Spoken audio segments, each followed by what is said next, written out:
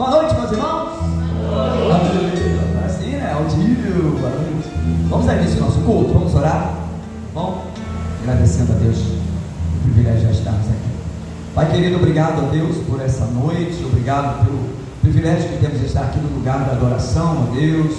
Um lugar onde vamos ouvir a tua palavra, meditar nela, orar com nossos irmãos. Obrigado, Senhor, porque podemos estar aqui. E já intercedemos também pelos nossos irmãos que estão vindo para cá, Senhor, que possam chegar também como nós chegamos, chegarem bem, alegres, contentes, felizes por ter a oportunidade de sair do seu lugar e estar aqui na tua casa para juntos adorarmos ao Senhor. Fica conosco nessa noite, ó Deus, fala aos nossos corações, receba o nosso culto, ó Deus, como um gesto de gratidão ao Senhor, ó Deus, por tudo que o Senhor fez por nós, vai fazer. E nós só confiamos em Ti, em todas as coisas. Por isso nós já Te agradecemos e fazemos isso em nome de Jesus. Amém. Vamos ficar de pé para a gente cantar, meus irmãos? Vamos cantar. Quero agradecer. Cântico lindo, maravilhoso. Quantos privilégios que nós temos que agradecer ao Senhor. Então vamos agradecer cantando, né? Falando essas letras maravilhosas. Acho que não tem ninguém na mídia lá, não tem não, André? Tá ligado também? Vamos cantar, meu irmão, vamos lá.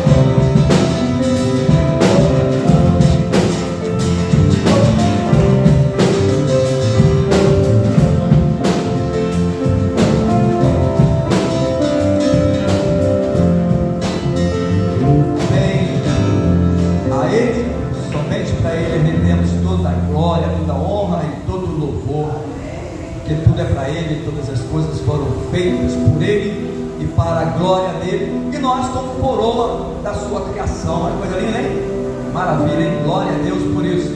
Então vamos cantar a Ele a glória.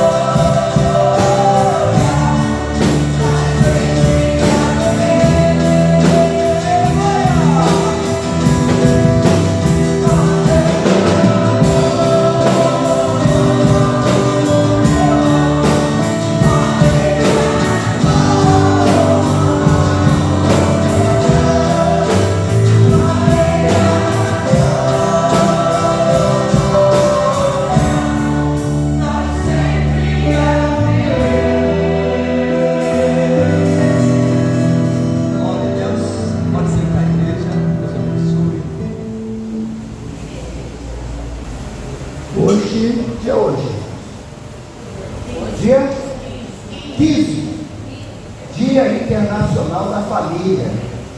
Você sabia disso?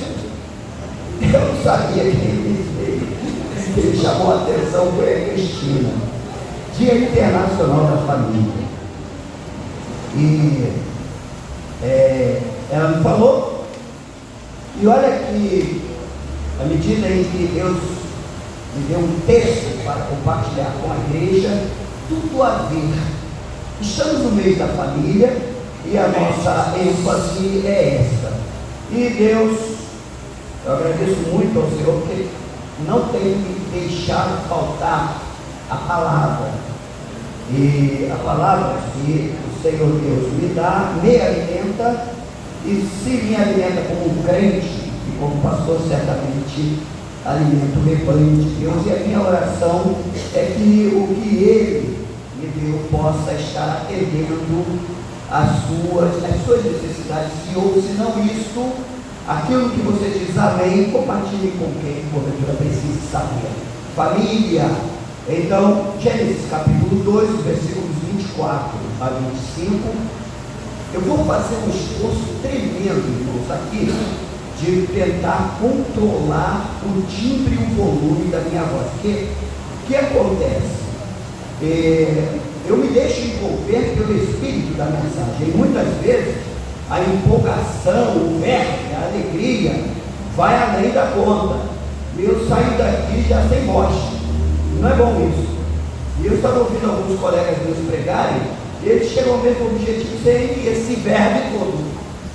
Então eu vou tentar me controlar, e ore por mim, irmão. Eu não posso perder a voz não, né? Perdi a voz, perdi o mistério. Eu vou viver de escrever.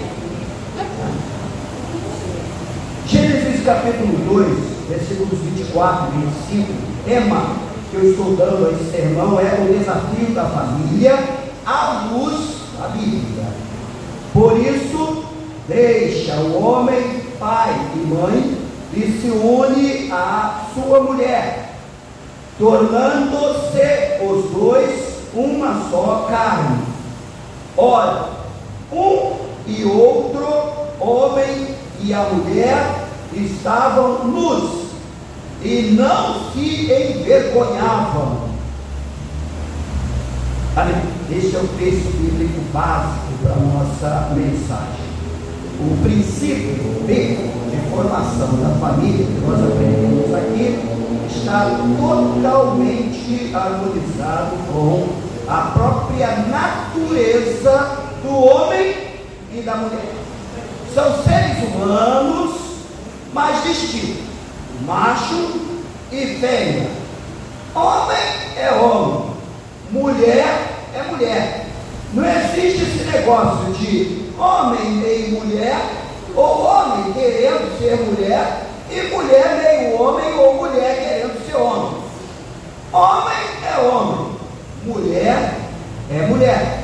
Isso é a constituição pela qual o Senhor formou as naturezas aí. Então,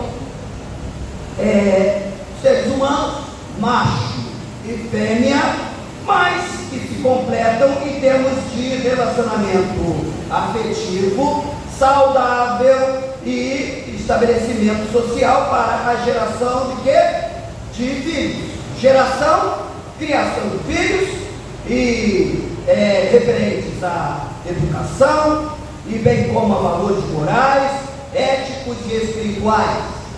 E então a família tem esta finalidade, a união de um homem e a mulher, que pode, no sentido formal, estão assumindo compromisso conjugal um com o outro, e assim a partir daí é que vem os filhos na constituição do lar. Então, à luz das Escrituras, o exercício da sexualidade, ou seja, a vida sexual do homem e da mulher, deve ser responsável e somente será seguindo o mesmo princípio da constituição natural do homem e da mulher dentro do matrimônio, porque é do exercício da sexualidade que procedem os filhos. Portanto, a sexualidade fora de um princípio de matrimônio é tratado nas Escrituras como promiscuidade, prostituição, adultério, abrasamento e, no último caso, e pior ainda, é abominação aos olhos de Deus. Então, aqui eu separo alguns pontos para compartilhar com os irmãos. O primeiro deles é a respeito da palavra de Deus, na forma como institui a união conjugal. A palavra de Deus que institui o casamento.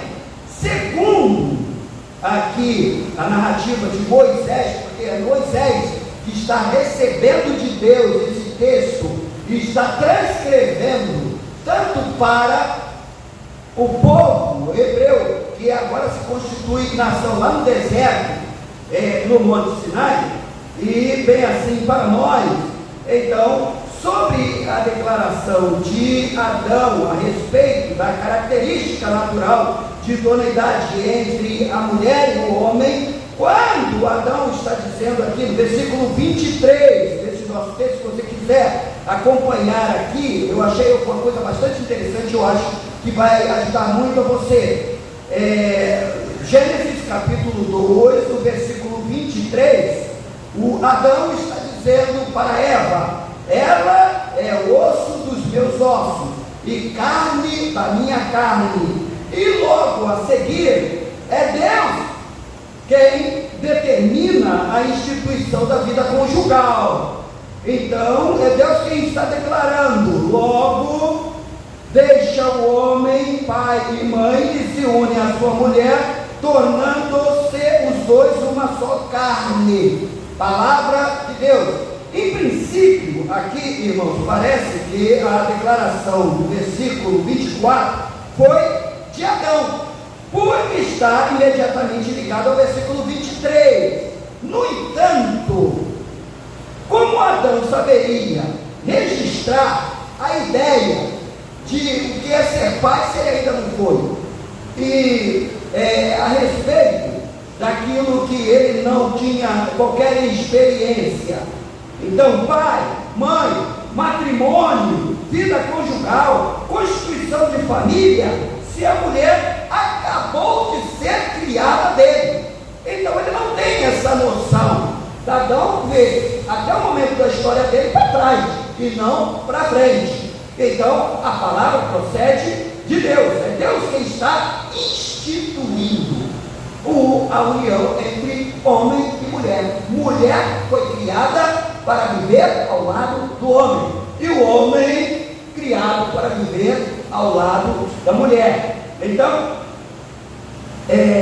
a determinação de um homem deixar a vida familiar, onde estava sob a autoridade do pai, da mãe, sobre si, e unir-se a uma mulher e constituir uma vida conjugal, gerando filhos, e sob um lar para eles conduzirem as suas vidas sem interferência dos pais, caracteriza a constituição de como deve surgir uma nova família. Para a vida conjugal dessa nova família só se levam o quê? Os princípios, como a educação, os bons costumes e a tradição. É o que o filho leva na formação de uma nova família. Mais nada. Os pais não devem estar interferindo na nova família que está acontecendo. Que lição preciosa nós temos para o nosso dia, onde aqui ou acolá os pais, ou papai ou a mamãe, acham que tem autoridade para interferir na vida familiar dos filhos. E há filhos, por conta desta cultura de adolescentização, que não querem sair da barra da saia da mãe ou não querem sair do guarda-chuva do pai, querem ficar vivendo ali, não é? Então, ora, aqui a gente aprende o seguinte: criou, alcançou maioridade, tem nível de responsabilidade, quer casar-se, então tem que juntar a sua mulher e começar uma nova família e ali. Isso aí significa dizer a desonra do pai e da mãe. O John MacArthur vai referir isso aí. É o seguinte: não tem nada a ver uma coisa com a outra. Ele não está abandonando ou desprezando pai e mãe. Não há nesse sentido uma desonra aos pais. Não, ele está agora indo pelo curso de toda a humanidade, formação de uma nova família. E qual o papel dos pais nesse sentido? Abençoar, ajudar da melhor forma possível. Se em algum momento aconselhar, não aconselhar no sentido de tomar partido de um ou de outro lado, de forma nenhuma, e sim de uma forma construtiva, ajudar para que o matrimônio esteja se consolidando. Então, a lei natural de Deus. Parece que o mundo precisa ser reeducado sobre esse princípio de casamento, de matrimônio. Os jovens cristãos precisam ser constantemente lembrados sobre esse princípio. O que é o casamento, como é que ele deve se constituir. E a declaração divina de que os dois se tornarão uma só carne, eu vejo que não é apenas uma sugestão, mas uma ordenança para a vida conjugal, segundo a determinação do próprio Deus. Deus está determinando, é ordem de Deus para todo ser humano. O homem e a mulher decidem responsavelmente viverem juntos e compartilharem a vida juntos. Significa isso: vão comer juntos, vão ter filhos, vão decidir as atividades cotidianas juntos, vão dormir juntos, vão adquirir propriedades juntos, vão se alegrar juntos e até vão se aborrecer juntos e tem que se perdoar um ao outro. Tudo junto. Isso significa o quê? Uma só carne. É nesse sentido. Então, vão discutir e vão fazer as pazes e se perdoarem e amadurecerem juntos, porque essa é a ideia de ser uma só carne. Essa é a ideia. Ora, jovens, quando estão formando família, eles já formam família sabendo tudo? Como é que formam família? Formam a partir da paixão, do amor, da vontade de estar um do lado do outro. Mas aí depois que se casam, vem agora os grandes desafios da vida. Os desafios da vida. E é dos desafios superados, do aprendizado, da humildade no lidar com as situações nas quais não se tinha maturidade suficiente, é que vem então esta capacidade de convivência aprendida. Aprendi com os erros, aprendi também com os acertos. Os erros ensinam muita coisa, os problemas ensinam. Nós temos então, na medida em que surgem os conflitos da vida conjugal, as dificuldades, a Bíblia orienta: quem tem falta de sabedoria pede a Deus. Agora, enquanto se porventura sabedoria não vem, qual é a melhor atitude de se tomar? É ficar estrebuchando? É ficar puxando os cabelos? É ficar choramingando, murmurando? Enquanto a sabedoria não vem, a melhor forma de lidar com os problemas é o silêncio. Por quê? Porque o silêncio fala. Mas o silêncio só vai ofender quem quer ser ofendido. Silêncio não ofende ninguém. Porque, com certeza, se nós pedimos a Deus alguma coisa com fé, o que a Bíblia ensina? Deus dá. Se pedimos sabedoria, Deus vai dar. Por quê? Porque o nosso Deus é Deus vivo, é Deus fiel. E Deus cuida dos seus.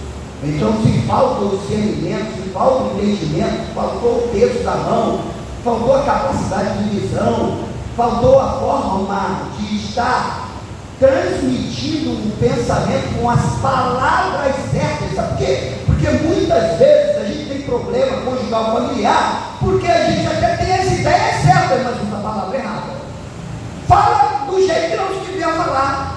Fala pelo ímpeto da raiva ou na forma como o humano pensa 2, 3, 4, 5 vezes para estar formulando o pensamento como deve se pensar. Por um outro lado também, pode-se considerar que em algumas ocasiões a pessoa pensa que está certo, mas está toda errada. Uma coisa está certa, outra coisa é pensar que está certo e não está. Porque partiu de um raciocínio subjetivo, de uma experiência pessoal, e não a partir de, por exemplo, conceito bíblico. Busca na palavra de Deus, pede ao Senhor visão, alguma coisa que possa instruir. Quantas vezes, meus irmãos, eu errei por causa da falta de conhecimento. E aí, na medida em que eu vou ao texto, a palavra de Deus, eu digo, que mancada que eu fiz. Errei! E aí, quando se erra, quer estabelecer a paz no relacionamento, aprende a pedir perdão. É dificuldade para aquele que tem já um ímpeto orgulhoso, tem coração endurecido, os olhos altivos, aquele que acha que tem razão sempre, não é? Alguns que são aí dominadores de rede social e utilizam a sua capacidade de estar atraindo muitos seguidores, os que usam, né, de rede social, estão sempre trazendo uma charla, uma piadinha de muito mau gosto, ou outro dizendo que o problema não é do homem, o problema é da mulher, de dizer desculpa, né? Vi um quadradinho desse aí que o indivíduo falava, repete essa palavra aqui, aí colocava uma palavra dificílima de ser traduzida, né? Por exemplo, paralelepípedo, aí repete, a mulher tinha certinho, aí pega uma palavra lá, japonesa, difícil de pronunciar, a mulher tinha certinho. Outra palavra extremamente difícil, né? De falar, a mulher tinha sozinha. Agora, essa palavra aqui, desculpa, a mulher gaguejava. Porque partiu do princípio que a mulher se usa aqui, desculpa, como um leve engano. Às vezes é o contrário. O homem, porque é homem, impetuoso, machão, dono do conhecimento de todas as coisas, o homem é que às vezes estraga o relacionamento. Porque na hora em que ele deve abaixar o tom de voz, ele quer engrossar a voz. Na hora em que ele deve falar assim, peraí, a gente está entrando em zona de conflito, deixa eu refletir melhor. E na hora que ele reflete, e é o momento que ele deve chegar e falar que assim, desculpa, eu errei. Ele endurece o coração. Ele não diz uma palavra tão simples, né? Tem quantas sílabas, desculpa? Quem é bom aí? 3 sílabas. Desculpa. Repete comigo aí. Desculpa. Os homens comigo, aprende a palavra. Você também, Davi, você vai casar um dia, né? Não vai casar, então vai aprender agora. Desculpa. Agora as mulheres, porque tem mulher que pode pedir desculpa também não. As mulheres, vamos lá.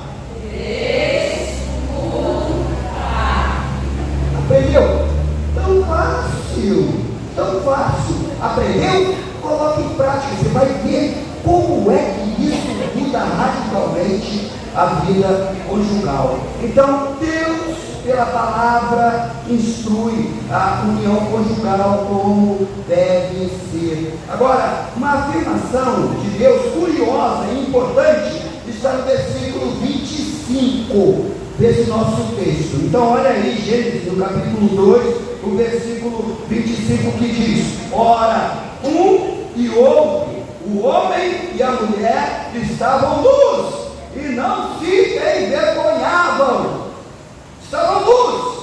E o texto bíblico aqui nos mostra não a questão de ser envergonhice, porque se o indivíduo hoje sair na rua nu, pelado, logo você pode acionar o poder público, acionar a polícia, que ele vai ser pego por conta de desacato à moral, vai ser enquadrado, não é? Ninguém hoje em dia pode sair nu. Mas por que não pode sair nu? Por conta do pecado. O pecado removeu de nós todo sentimento e toda natureza inocente. Não somos mais inocentes. Não há inocência mais no ser humano.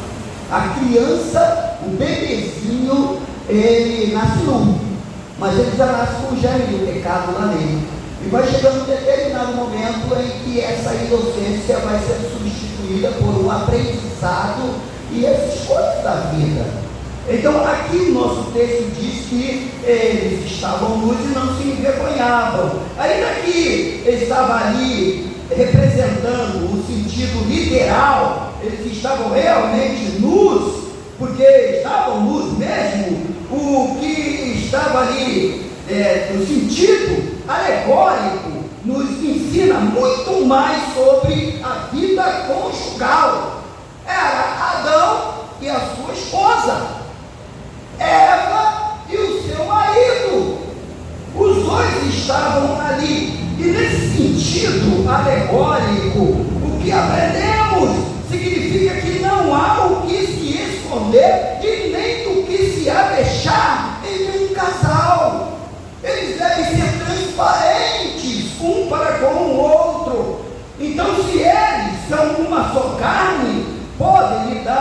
as suas intimidades e as suas necessidades mais profundas, com respeito, com consideração, cuidado um para com o outro e sem constrangimentos. Essa é a ideia alegórica de estavam nus. Essa ênfase que Deus está trazendo. Então, esse tipo de alegoria pode nos ensinar sobre a forma mais essencial de amor entre marido e mulher, onde se perdeu o respeito, onde se perdeu o amor, as duas partes se encobrem, se protegem um do outro, não querem ser vistos. Por quê? Porque não se pertencem mais. Um não pertence mais ao outro, então querem se encobrir um do outro. Então, além da palavra de Deus que instrui esta união conjugal em sua natureza, quero também destacar o casamento como um desafio real, porque o nosso tema trata disso. O casamento segundo a lei de Deus, segundo a vontade de Deus, para um tempo de inversão de valores, para o nosso tempo. Há um sociólogo, houve um sociólogo que já é morto, o nome dele é Zygmunt Bauman, e no seu livro Modernidade Líquida, falando sobre as transformações da sociedade e da cultura dos nossos tempos, diz que a pós-modernidade flexibiliza as relações sociais e afetivas como removedoras de tudo o que é rígido, tudo aquilo que é padrão tradicional, tudo aquilo que é padrão absoluto e é inegociável. Então, o normal e comum para as pessoas pós-modernas, ou seja, as pessoas do nosso tempo, é remover o que engessa a vida e obriga pessoas a seguirem regras e normas que não trazem mais qualquer relevância ou conveniência para si. As pessoas tratam com a normalidade a substituição de qualquer coisa e até mesmo do cônjuge, se não mais se adequarem aos movimentos do decorrer da vida que trazem novas oportunidades, novos desafios, novos conhecimentos, novas orientações sobre o sentido de estar ao lado de outra pessoa, diz aí Bauman, para desfrutar momentos de afeto.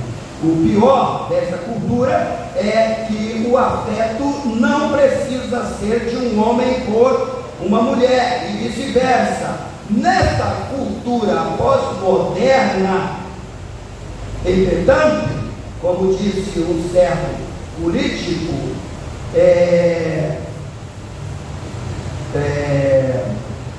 há alguns anos atrás, qualquer coisa diferente do casamento tradicional, chamou ele, gambiarra. O que é isso? Ajuste fora do padrão, um erro. E para essa modernidade líquida a que Bauman está se referindo, o casamento tradicional é sólido demais e precisa ser removido em todas as suas normatizações.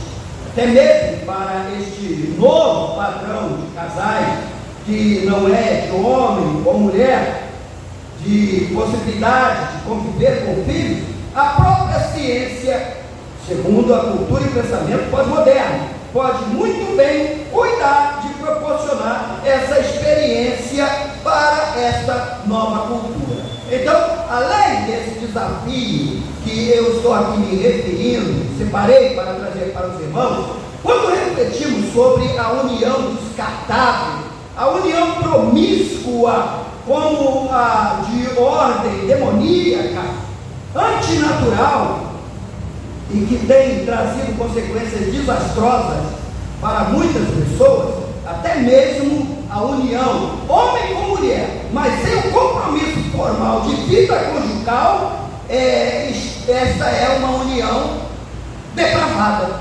é uma união imoral à luz do matrimônio.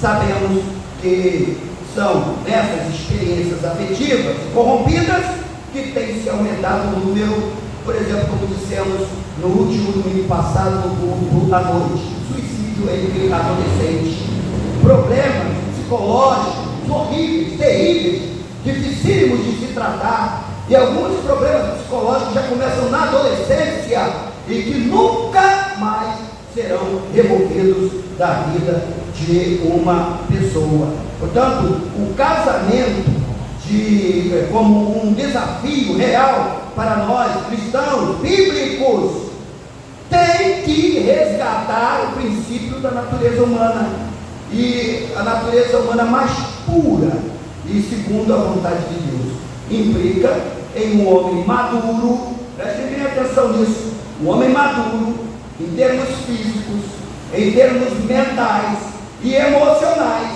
Agora sim, deixar pai e mãe e responsavelmente unir-se a uma mulher que também deixará o seu pai e a sua mãe e responsavelmente se unirá a esse homem e viverão juntos para sempre.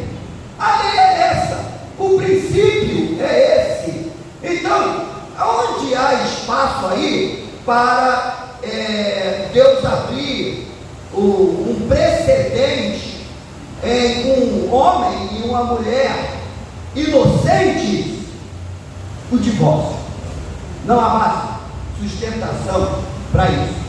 Segundo a própria Constituição, da lei do divórcio e a própria hermenêutica que Jesus faz sobre isso, diz o seguinte: se porventura a concessão na própria lei mosaica do divórcio para vocês, por conta da dureza do coração de vocês mesmos, vocês são horríveis, vocês pecam, e porque vocês pecam, então veio a lei do divórcio para evitar um mal maior, problema maior. E então a gente aprende aqui que implica divórcio jamais deve ser cogitado, até nos momentos a mais profunda crise de relacionamento. Então tem como? Sempre tem. Porque, como diz lá o anjo para Maria, para Deus não há impossíveis. Sempre tem jeito. E se para quem é ímpio, aí tem jeito mesmo, porque ele não vai ter outra saída. Mas para quem é crente, a palavra de Deus e a própria ação do Espírito Santo resolve. Nosso problema é submeter o casamento à direção e orientação do Espírito Santo. A nossa família, à direção do Espírito Santo. E se a nossa família não tem a direção do Espírito Santo, isso é um problema de Jesus? Isso é um problema de Deus? Isso é um problema da Bíblia? Não, o problema é nosso. Somos nós que temos que resolver os nossos problemas. Então, o homem e a mulher maduros devem buscar uma mente santa, devem buscar sabedoria de Deus e disposição à obediência para poder conviver. Concluindo aqui, meus amados irmãos, este sermão, o desafio da família, à luz da Bíblia, deve ser tratado com muita seriedade. E pelas igrejas. As igrejas, hoje, tem se noticiado que algumas igrejas batistas, graças a Deus, algumas igrejas batistas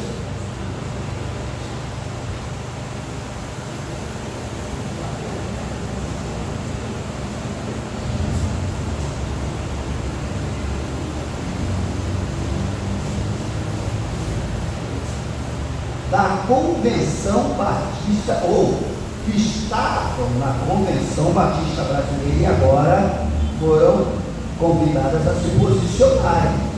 E na medida em que a convenção se posicionou, já não são mais da nossa convenção. Por quê? Porque admitem casamento de gays.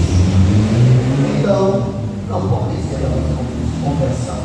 Nosso entendimento é que o casamento genuinamente bíblico obedece à natureza de homem e da mulher, conforme Deus criou. Deixará o homem, o pai e a mãe, para unir-se a uma mulher, e dois serão uma. Não diz, deixará, quando isso não puder acontecer, não houver mulher na região, então deixará o homem a sua parentela, vai unir-se a outro homem, e os dois serão israelitas. Aliás, teve uma guerra lá entre os benjamitas e toda a nação de Israel. Os irmãos leem isso no livro de Juízes, lembra lá a história? E todos os homens da tribo de Benjamim, ou quase a maioria, quase todos, houve os próprios irmãos ali, os israelitas dizimaram e sobraram alguns benjamitas.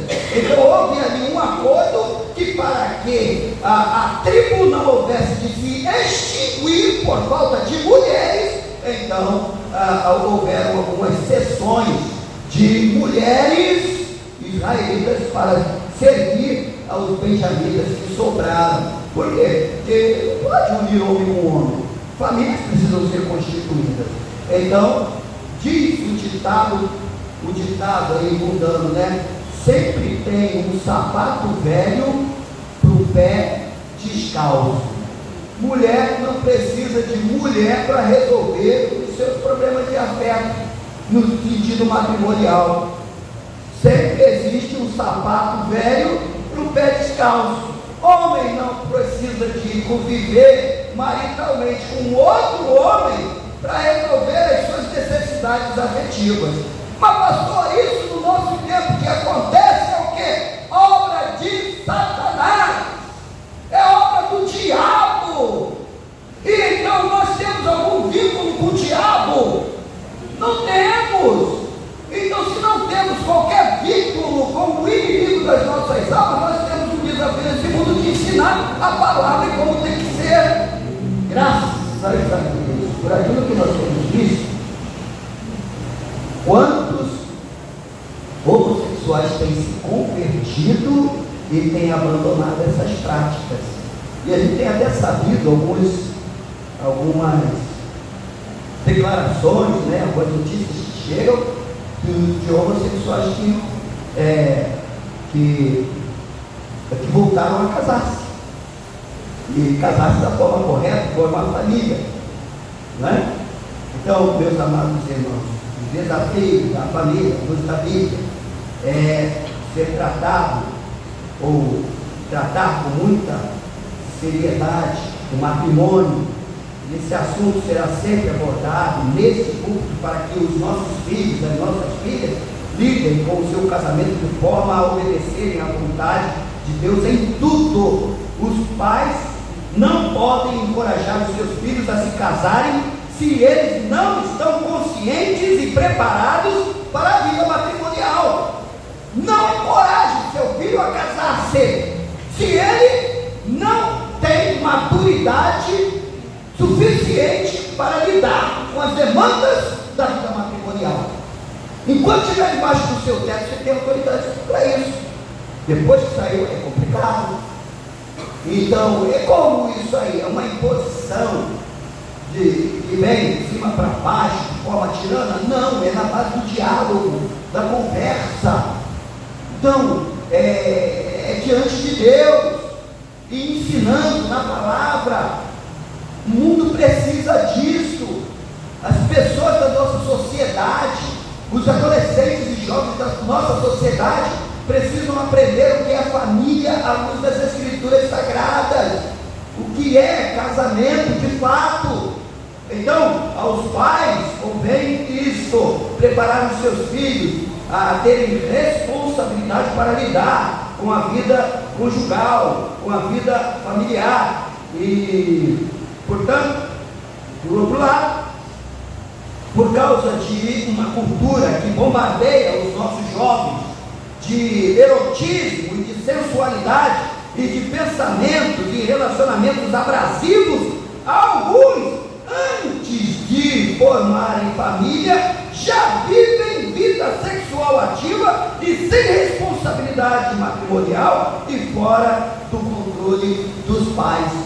Temos sabido de histórias de adolescentes evangélicos que têm vida sexual ativa e não há uma providência da igreja ou um tratamento com os pais e com os próprios adolescentes para conscientização e também tratamento dos adolescentes, principalmente em algumas igrejas que são de uma proporção numérica maior. onde o controle ainda é muito mais difícil. Igreja de mais de 1.000 membros, de mais 2.000 membros, tem igreja aí de 30.000 membros, a Igreja Batista de Lagoinha. Como é que se controla? Vem ver, não é? Ainda que muitos membros dizem que são evangélicos, membros de igreja, mas de forma só nominal, não tem compromisso de fato com a igreja local. Então, problema, desafio para nós, ensinar aos nossos adolescentes e jovens que a vida sexual é para casados. Então, tem que se preparar. Eu vi uma história já há uns 10 anos atrás, de que alguns adolescentes evangélicos se sentiam envergonhadas na sua escola, porque perguntavam: você é virgem? E ela dizia: sou virgem. E aí dizer que é virgem, para a nossa cultura, é uma vergonha. Aí eu pergunto para os irmãos: é uma vergonha ou é uma virtude? Então, jovem tem que casar virgem, e ser orientado como lidar com o matrimônio. E por que virgem? Porque ele entende que a vida moral começa a partir de uma preservação e da sua saúde mental, moral. Então,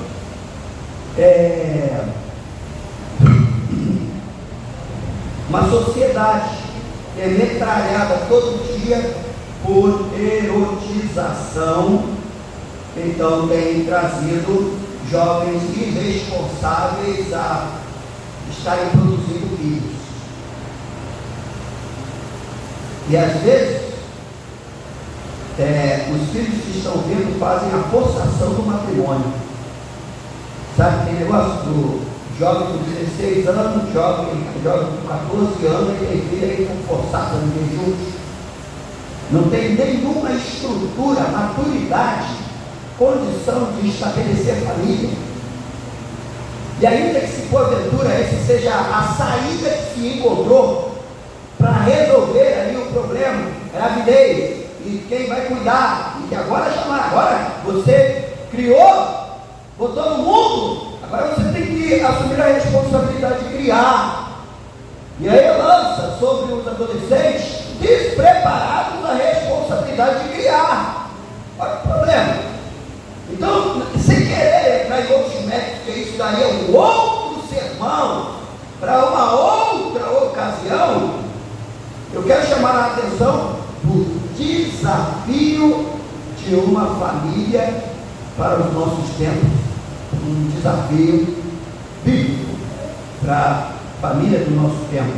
Então, que os jovens cristãos consagrem e se conscientizem de que o seu corpo é templo do Espírito Santo e sejam responsáveis para fazerem a coisa certa no que diz respeito a relacionamento que é de ordem conjugal com outra pessoa, e que Deus seja ouvido pela sua igreja, por nós, na disposição de obediência integral, porque será disso que virá a restauração da vida conjugal, vida santa e perfeita e irrepreensível e demais, meus irmãos, como disse o santo apóstolo. E agora, pastor, quando tudo se perdeu e o erro aconteceu e do jeito que tinha que ser feito não foi feito, e agora, pastor, o que diz o apóstolo Paulo? Onde abundou o pecado, superabundou a graça. O que é que isso significa? Se estava errado, tudo errado até aqui, quando nós submetemos a nossa vida ao tratamento do Espírito Santo, o Senhor corrige, o Senhor conserta, o Senhor santifica, reorganiza, e aí a gente pode levantar a nossa cabeça e conduzir a nossa caminhada, porque o nosso Deus, pela sua bondade, sabedoria e misericórdia, nunca vai abandonar quem é filho seu. Seus filhos terão sempre problemas resolvidos, porque Deus sempre traz uma solução. Então, eu aprendo com isso, onde houver necessidade de um recomeço, então, que seja agora e consagrando a vontade de Deus. Amém?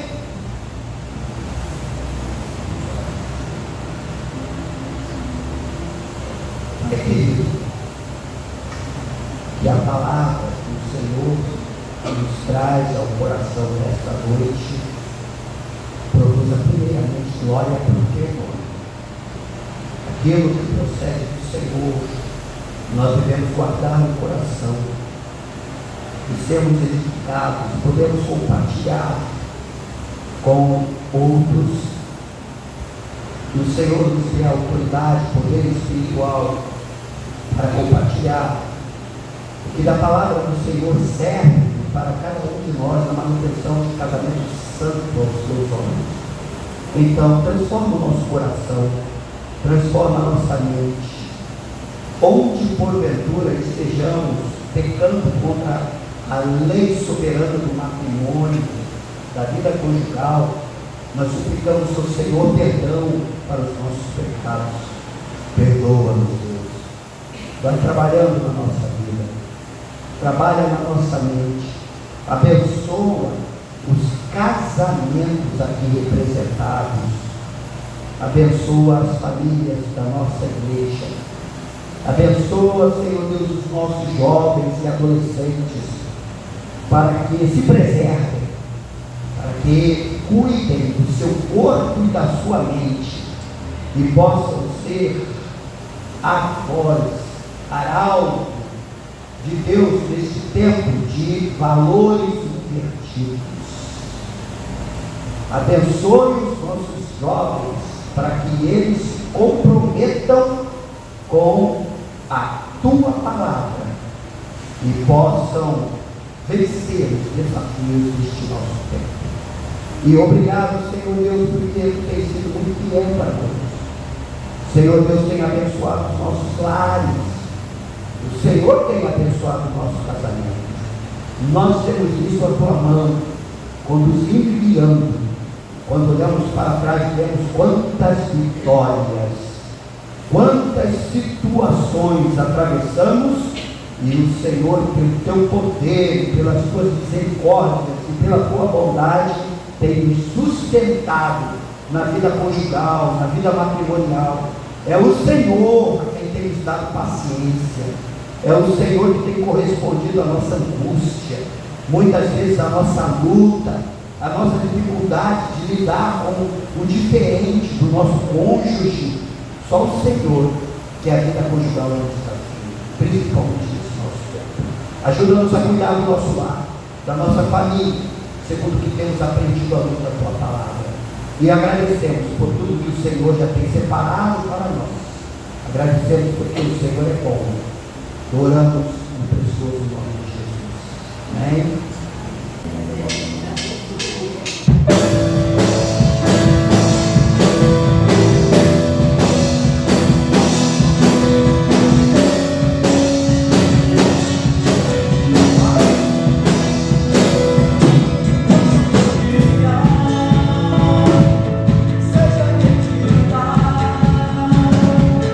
Abençoada pelas mãos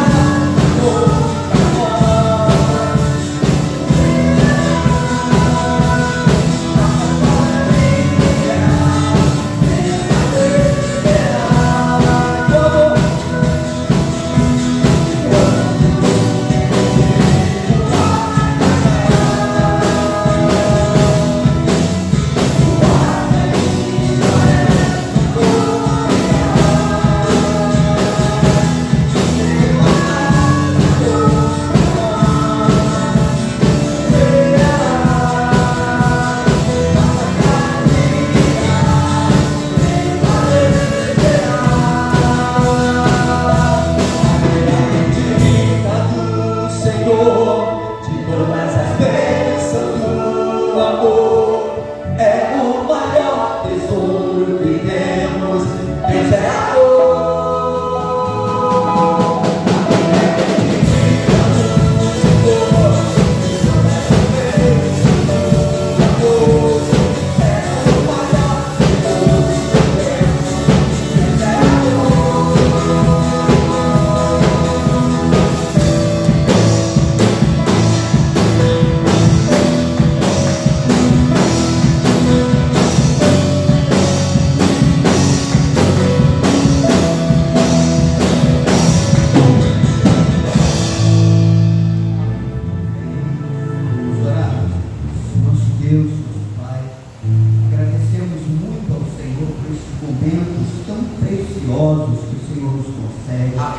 Podemos nos reunir como igreja para louvar, adorar ao Senhor, fruto dos nossos lábios, nossa expressão de amor a Ti, de gratidão pelo que Tu és e tudo que o Senhor Deus fez, tem feito e fará por nós, pela nossa vida.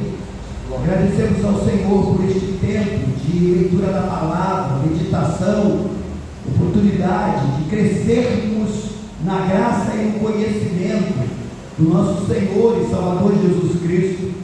Agradecemos ao Senhor essa oportunidade que o Senhor nos concede de podermos orar uns pelos outros e nesta fé no Senhor, que é bondoso, fiel na Tua palavra, há de cumprir toda a Tua santa, boa e agradável vontade sobre a nossa vida.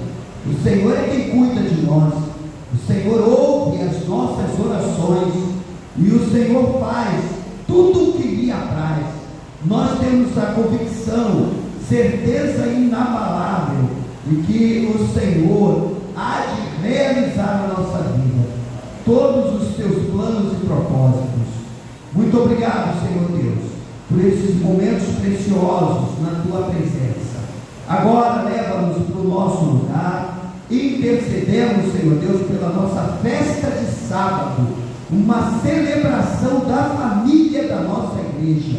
Tudo seja para a honra e para a glória do Teu nome, e nós possamos experimentar momentos de confraternização, de comunhão, de muita alegria aqui no nosso meio. Desde já agradecemos por tudo e oramos no nome de Jesus. Que o amor de Deus, o nosso Pai, a graça do nosso Senhor e Salvador Jesus Cristo, a comunhão e as consolações do Espírito Santo seja sobre a igreja de Deus aqui representada, a igreja de Deus sobre esta terra, e assim nós oramos para todos sempre. Amém. Amém.